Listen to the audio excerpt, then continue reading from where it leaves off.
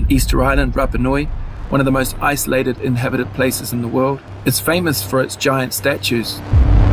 Only possible explanation is an ancient contact with sophisticated alien civilizations around the world. Easter Island, a tiny speck of land 2,200 miles off Chile's coast in the vast Pacific Ocean, is a realm of enduring mysteries. Renowned for its colossal Moai statues, these ancient stone sentinels have long captivated explorers and scholars. The island's enigmas run deeper, with an undeciphered writing system and the fate of its lost civilization shrouded in speculation. Megalithic structures challenge our understanding of prehistoric engineering, while cryptic remnants tantalize. Join us as we delve into the secrets of prehistoric megastructures of Easter Island. The enigmatic Moai Statues. Rising from the rugged landscape of Easter Island, the enigmatic Moai statues have captured the imagination of people worldwide for centuries. These monolithic human figures, carved from volcanic tuff, have captured the imagination of people around the world for centuries. With nearly 900 statues scattered across the island, the Moai are an awe-inspiring sight, their massive scale and intricate details leaving visitors with a sense of wonder and amazement. The largest known Moai statue, called El Gigante, is a true colossus, standing at an incredible 71 feet tall and weighing an estimated 145 to 165 tons, equivalent to the weight of about 55 to 62 average-sized cars. This unfinished giant still rests in the quarry at Rango. Even the average Moai stands at an impressive 13 feet tall and weighs around 14 tons, with the tallest erected statue, known as Paro, reaching a height of 32 feet. One of the most striking features of the Moai statues is their distinctive appearance, characterized by elongated heads, deep eye sockets, prominent noses, and protruding lips. These exaggerated features have led many researchers to believe that the statues were created to represent important ancestors or chiefs, serving as a way to honor and remember them. The deep eye sockets, which were once filled with white coral eyes and obsidian pupils, give the statues an eerie, lifelike quality, as if they are watching over the island and its people. Some theories suggest that the Moai were more than just mere representations of ancestors, but were actually imbued with mana, or spiritual power. According to this belief, the statues acted as a conduit between the living and the dead, allowing the spirits of the ancestors to watch over and protect their descendants. This spiritual connection may explain why the Moai were placed on massive stone platforms called ahu, which served as sacred sites for religious ceremonies and rituals. While the Moai are often associated with just the head and face, recent excavations have revealed that many of these statues have complete torsos, some even with intricately carved details such as belts, arms, and hands. These discoveries have challenged the long-held belief that the statues were merely heads, and have shed new light on the artistic and engineering capabilities of the ancient Rapa Nui people. Despite the wealth of research and archaeological evidence, the exact timeline of the Moai's creation remains a subject of intense debate among experts. The general consensus is that the statues were carved between the 12th and 17th centuries during the height of the Rapa Nui civilization. However, the speed at which many of these statues became buried in the island's sandy soil has added an extra layer of mystery to their origin. At the main quarry site of Rango, hundreds of partially buried Moai can be seen, their bodies submerged in the earth, leaving only their iconic heads visible. Some researchers have estimated that these statues would have taken more than 400 years to sink to their current positions through natural processes of erosion and soil deposition. This estimate has led some to speculate that the statues may be much older than previously thought, possibly dating back to a time before the Polynesian settlement of the island. But perhaps the most mysterious aspect of the Moai statues is their striking parallels with the ancient site of Göbekli Tepe in Turkey. Göbekli Tepe, which predates the Moai by several millennia, features similar stone carvings with elongated heads and stylized human forms. Moreover, the hand positions of the Moai statues, with their long, slender fingers pointing towards the navel, are eerily similar to the reliefs found at Göbekli Tepe. This curious connection has led some researchers to speculate about a potential link between these two distant cultures.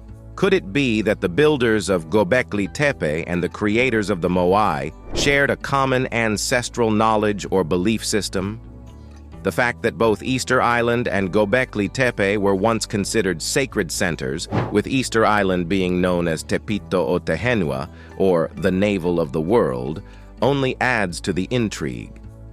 While the exact nature of this connection remains a mystery, it is clear that the Moai statues of Easter Island and the stone carvings of Göbekli Tepe are part of a larger global narrative of ancient human ingenuity and spiritual expression.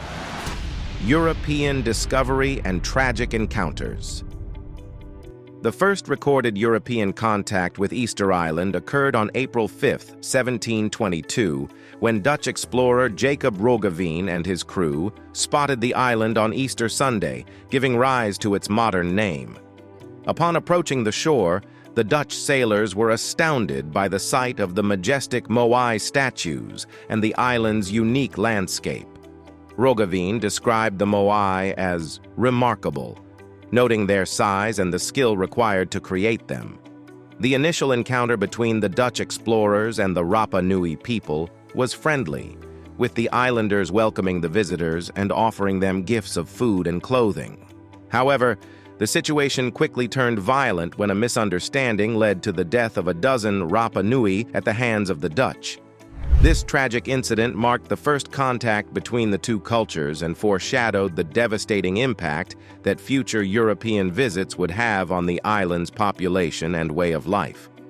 Subsequent European expeditions, such as those led by Spanish explorer Felipe González de Ajedo in 1770, and British Captain James Cook in 1774, documented the gradual decline of the Rapa Nui civilization. Cook noted the scarcity of trees on the island and the seemingly malnourished state of the inhabitants. He also observed that many of the Moai statues had been toppled, a sign of the social and environmental upheaval that had occurred in the years following Roggeveen's visit. Theories on moving the Moai.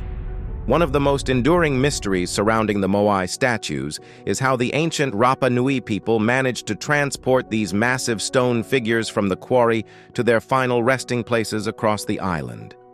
With some Moai weighing over 80 tons and standing over 30 feet tall, the feat of moving these statues seems almost impossible without modern machinery.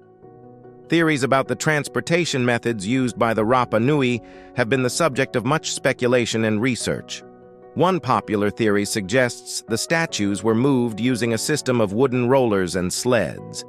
According to this idea, the Moai were placed on large wooden platforms and then pulled across the island using ropes made from plant fibers.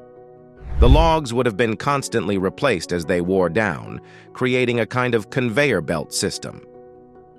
Another intriguing theory, supported by several experiments and studies, proposes that the Moai were walked to their destinations.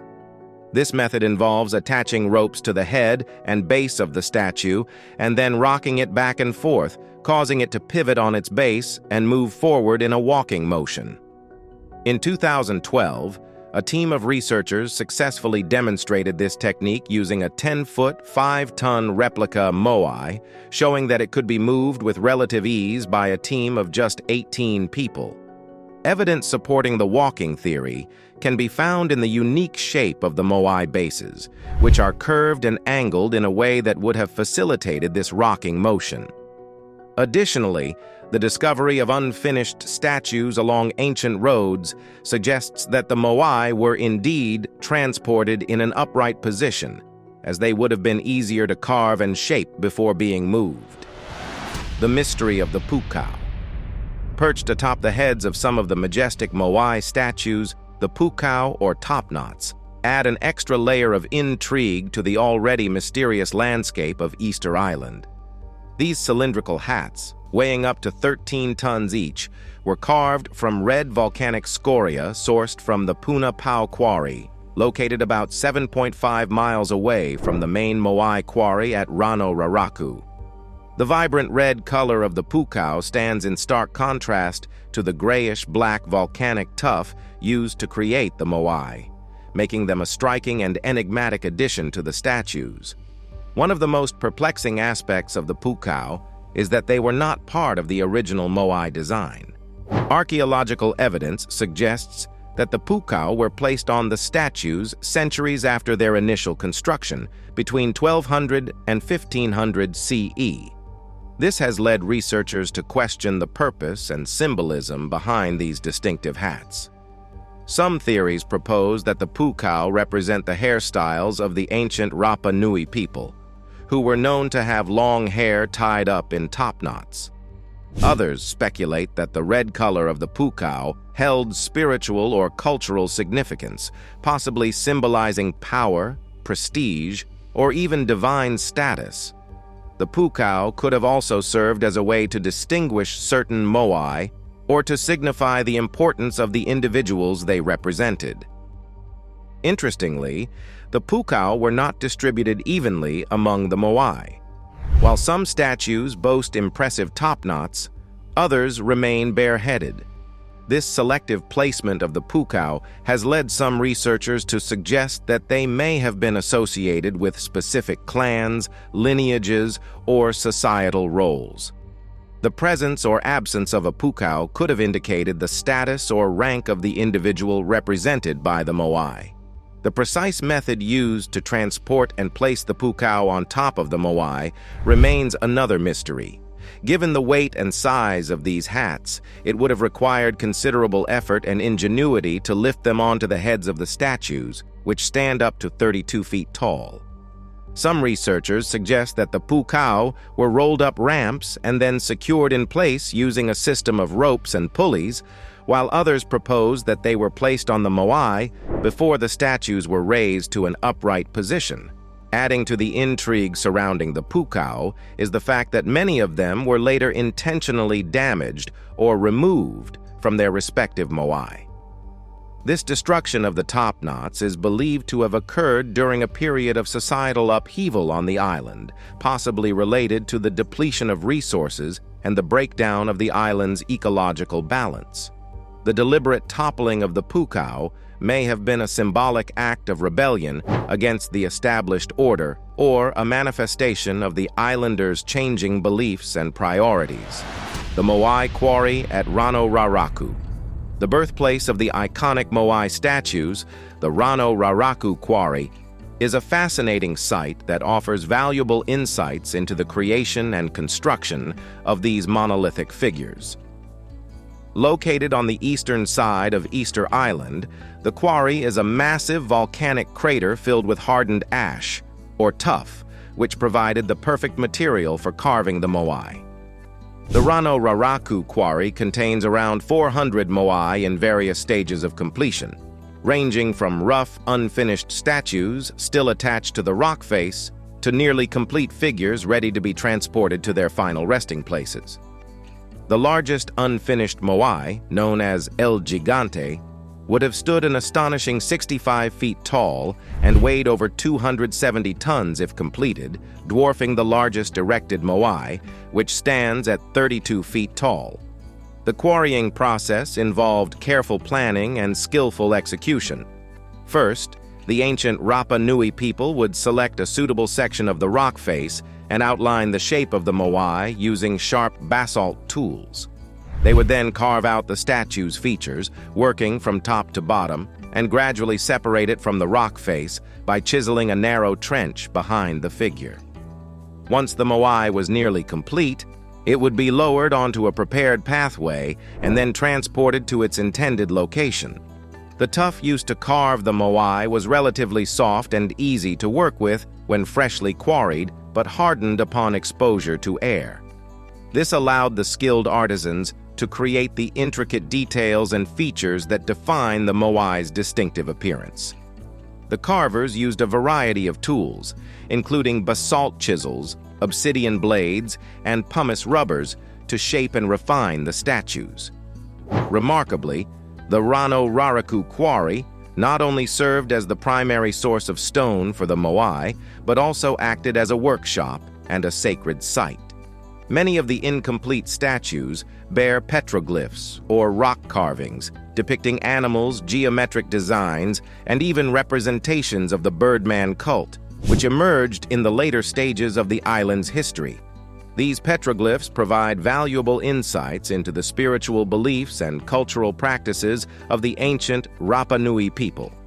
One of the most puzzling aspects of the Moai Quarry is the abrupt abandonment of the site, with numerous Moai left in various stages of completion. This sudden halt in production has led researchers to speculate about the reasons behind it. Some theories suggest that the ancient Rapa Nui people exhausted the quarry's resources, while others propose that the abandonment was due to social or political upheaval, possibly related to the island's ecological collapse. From the stars to the stones, astronomical and geological wonders. As if the nearly 900 monolithic Moai statues weren't enigmatic enough, recent discoveries and theories have shed light on even more perplexing aspects of this ancient civilization's legacy. One of the most intriguing mysteries surrounding Easter Island is the potential astronomical alignments of the Moai statues and the Ahu platforms upon which they stand. These colossal figures, with their backs turned toward the ocean and their faces gazing inland, have long been believed to represent ancestral spirits watching over the Rapa Nui people. However, some researchers suggest that there may be a deeper celestial purpose to their positioning. At Ahuakivi, for instance, 7 Moai statues are aligned with such precision that they face the exact point where the sun sets during the spring and autumn equinoxes. This discovery has led to speculation that the Rapa Nui people possessed a sophisticated understanding of astronomical phenomena and intentionally incorporated this knowledge into the construction and orientation of their sacred sites. The idea that the Moai statues and Ahu platforms served as astronomical observatories is further supported by the work of archaeoastronomer William Liller. In his research, Liller discovered that many of the Ahu platforms are oriented toward the rising and setting points of important stars, such as the Pleiades and Orion's belt. These celestial alignments suggest that the Rapa Nui people used the stars as a navigational tool and may have even timed their agricultural and ceremonial activities based on the positions of these heavenly bodies. But the mysteries of Easter Island extend beyond the realm of the stars and into the depths of its crater lakes. In one such lake, archaeologists made a startling discovery: a Moai statue submerged beneath the surface. This underwater marvel has raised numerous questions about the purpose and placement of the Moai statues. Were they intentionally placed in the lake as part of a sacred ritual, or did some unknown cataclysmic event cause them to topple into the water? The presence of this sunken statue adds another layer of intrigue to the already complex narrative of Easter Island's history. Further adding to the island's enigmatic allure are the magnetic stones of Tepito Kura. Located on the island's north coast, these stones possess strange magnetic properties that have puzzled scientists and fascinated the Rapa Nui people for generations. According to local legends, the stones were brought to Easter Island by the legendary King Hotu Matua, who is said to have used them to navigate across the Pacific Ocean. Some researchers have suggested that the magnetic stones may have played a role in the construction and orientation of the Moai statues, acting as an ancient compass of sorts, deciphering the Rango script. Among the many mysteries surrounding Easter Island, the enigmatic Rango script has captivated researchers and linguists for centuries.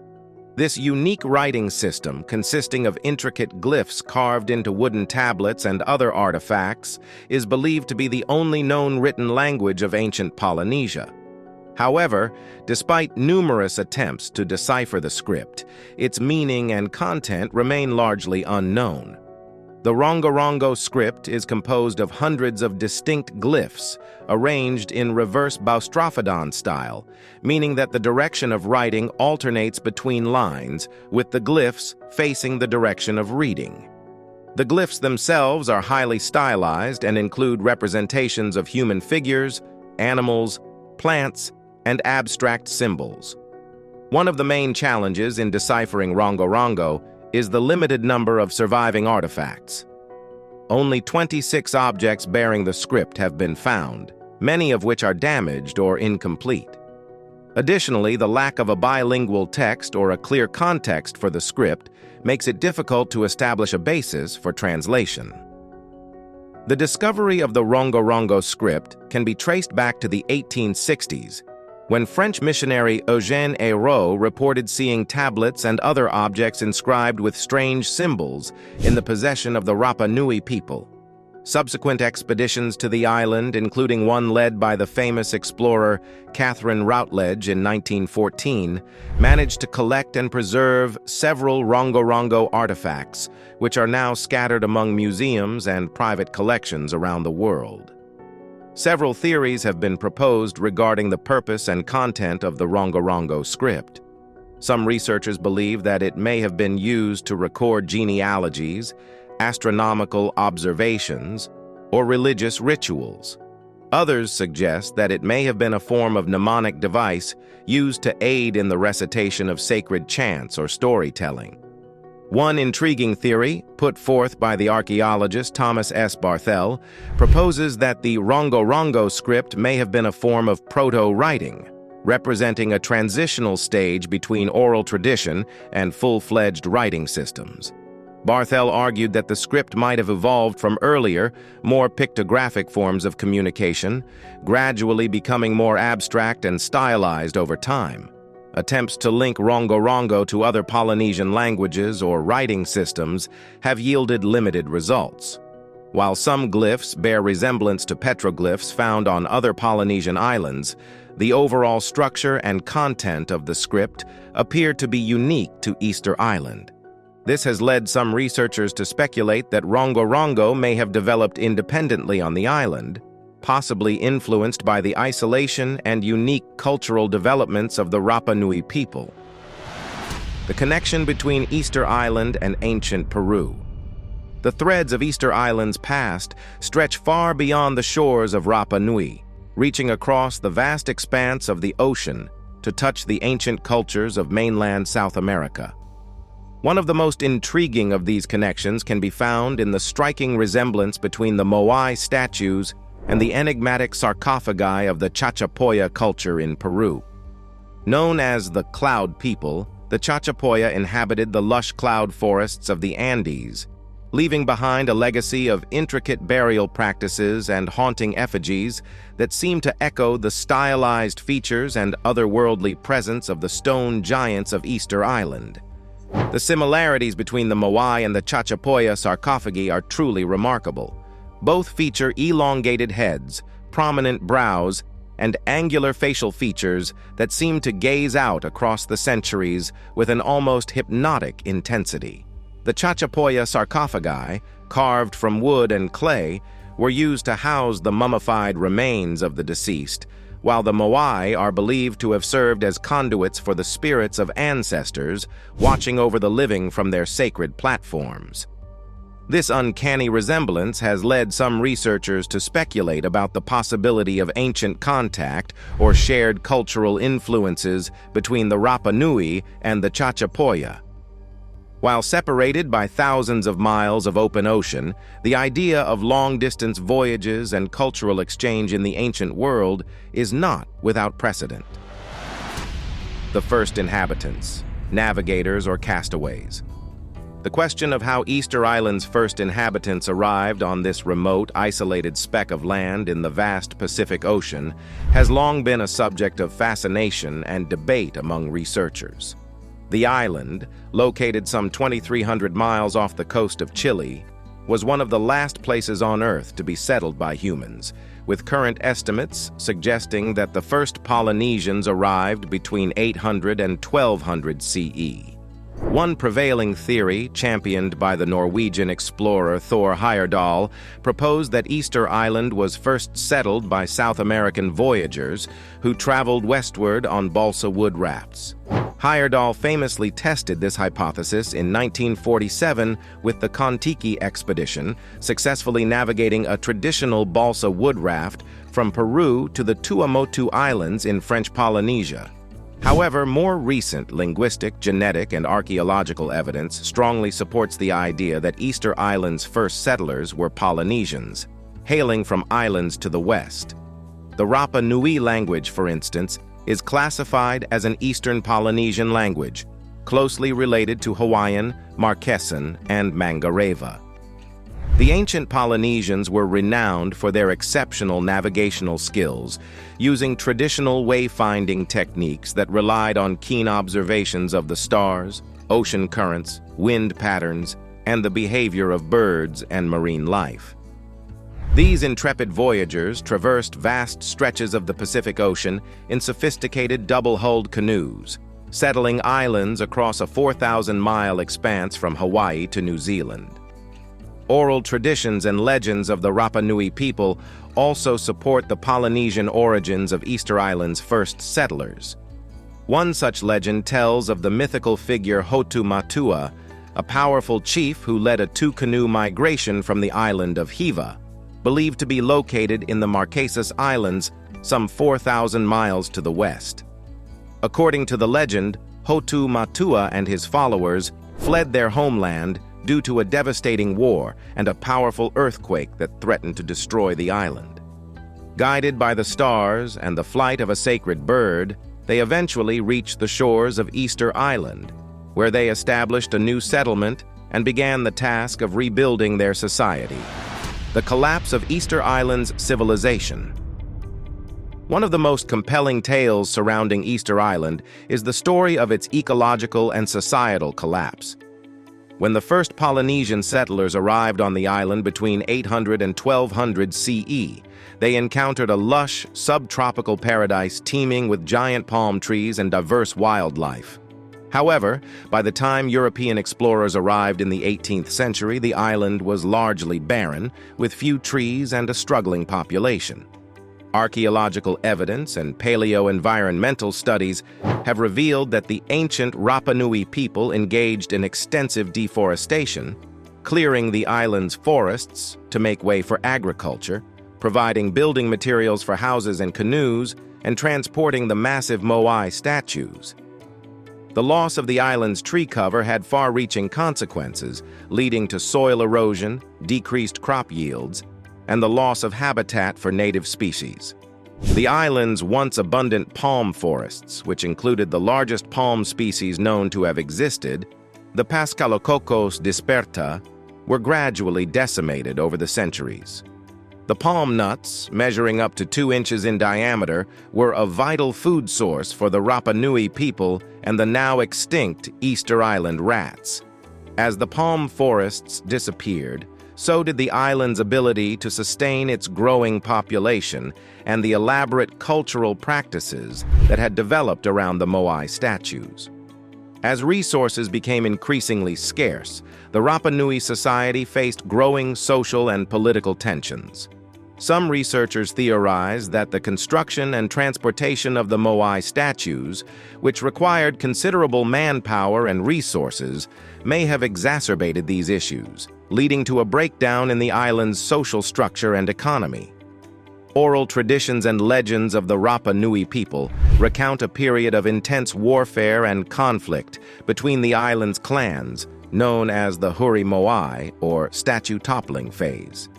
During this time, many of the Moai statues were deliberately toppled or destroyed, possibly as a way of undermining the power and prestige of rival clans.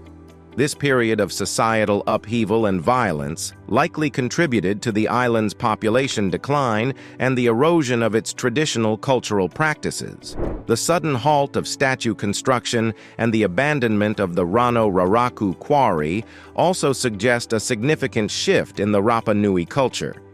It is believed that the islanders, faced with an ecological crisis and societal collapse, may have turned against the statues, seeing them as symbols of the practices that had led to their demise. Thanks for watching, and we'll see you in the next one.